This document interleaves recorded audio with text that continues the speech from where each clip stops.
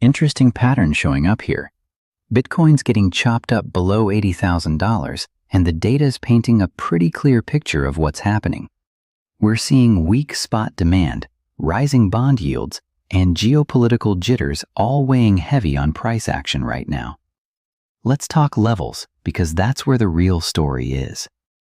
Bitcoin's battling around that crucial $76,000 support level. If that breaks, we're looking at $74,000 to $75,000 as the next major demand zone. Below that, $70,000 comes into play as significant on-chain realized price support, and potentially $65,000 or even $63,000, which was that February capitulation low. On the upside, we've got strong resistance at $80,000 to $82,000, especially that 200-day EMA sitting at $82,400. Here's what's really interesting from a positioning standpoint. U.S. spot Bitcoin ETFs just had their biggest single-day outflows since January, losing nearly $650 million.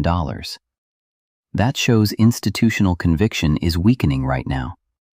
We're also seeing unrealized profits reaching high levels, which historically precedes local tops as traders lock in gains. Short-term holders just sold $770 million worth of Bitcoin at a loss recently, and retail demand on Binance is down 73%. The futures market's telling its own story too. We've got aggressive futures selling topping $2 billion, and open interest has surged, but funding rates are unstable. That suggests leverage-driven moves rather than genuine spot accumulation, which isn't what you want to see for sustained upside. Now, it's not all doom and gloom here. Michael Saylor's MicroStrategy just scooped up another $2 billion worth of Bitcoin, pushing their holdings to over 843,000 Bitcoin. Exchange reserves are declining overall, which typically supports that long-term supply squeeze narrative. Long-term holder dominance is building too, indicating conviction among seasoned players.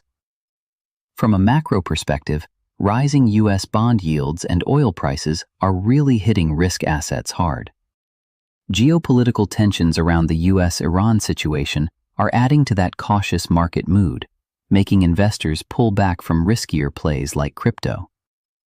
Technically, Bitcoin got rejected hard from that $80,000 to $82,000 resistance zone. It's now trading below the 100-day moving average and stuck under the descending 200-day moving average, which isn't a good look for the bulls.